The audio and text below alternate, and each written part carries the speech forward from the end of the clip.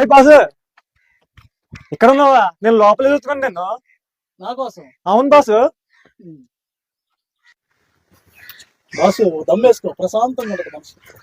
నాకు అలవాట్లేదు బాసు. వేసుకో బాసు, అలవాటు చేసుకో బాసు. నాకు మాత్రం అలవాటు ఉందా ఏంటి? హా వీడు చెడిపోయింది కాక పక్కుని కూడా చెడగొడుతున్నాడా రాస్కల్. బాసు హే మిస్టర్, బలవంతం చేస్తున్నావేంటి? సిగరెట్టే కదా మేడం. హలో మాస్టారు, ఒక్క సిగరెట్ తోనే మొదలవుతుంది, తర్వాత బాక్సులు బాక్సులు మీరు కాలుస్తారు, మిమ్మల్ని ఆ సిగరెట్ కాల్చేస్తుంది. Thank you so much madam, చాలా మంచి పని చేశారు. లేకపోతే నా జీవితం కూడా నాశనం అయిపోయి ఉండేది. ఇంకా వేస్తే ఇంకా ఆనందం వస్తుంది మావా. అబ్బా మీరు మారండి. కానీ ఇది తింటే మన బ్లడ్ లో కలిసిపోయి మన నోటి క్యాన్సర్ లేదంటే గొంతు క్యాన్సర్ ఏమైనా రావచ్చు. మొత్తానికే పైనకి వెళ్ళిపోతావు.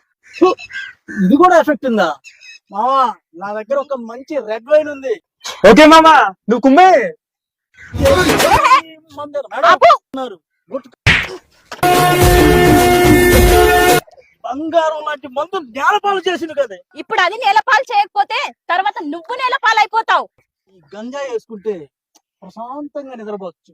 ఏ టెన్షన్ లో ఉండవు, ఏ ఇబ్బందులు ఉండవు. ఆర్గానిక్ అయితే నేను కూడా వేసుకుంటా. పిచ్చి పట్టినారా మీకు? ఏంటి సైలెంట్ గా ఉంటే తెగ రెచ్చిపోతున్నావు? గంజాయి తాగి పిచ్చని వారి రోడ్ల పంట తీసుకున్నావా? నీకిలా కాదు, ఒక్క నిమిషం ఉండు. నామాలు. Hello constable. ఆ తాగుబోతుల తాట నేను తింటా మేడం, వచ్చేస్తున్నా. నకరాలు చేశారనుకో తుక్కుడే మారతా. సార్ ఆమె ఏ వనలేదు సార్, నాకు అలవాటు కూడా లేదు. అవును సార్. మేడం ఏంటి సార్ అంత సీరియస్ గా ఎమోషనల్ అయింది? అసలు ఎవరు సార్ మేడం? అలా మా డిసిపి మేడం. యువత ఇలా ఎప్పుడు కనిపించినా సరే మక్కిలు ఎరక్కొట్టి బుద్ధి చెప్పి గాని వాళ్ళని మానిపించదు, అప్పుడు దాకా వదలదు. సార్ ఇంకెప్పుడు మేము సిగరెట్లు, గుట్కాలు, పాన్ పరాగు, గంజాయిలు తాగము, తాగే వాళ్ళని ఎంకరేజ్ చేయము. నమస్కారం.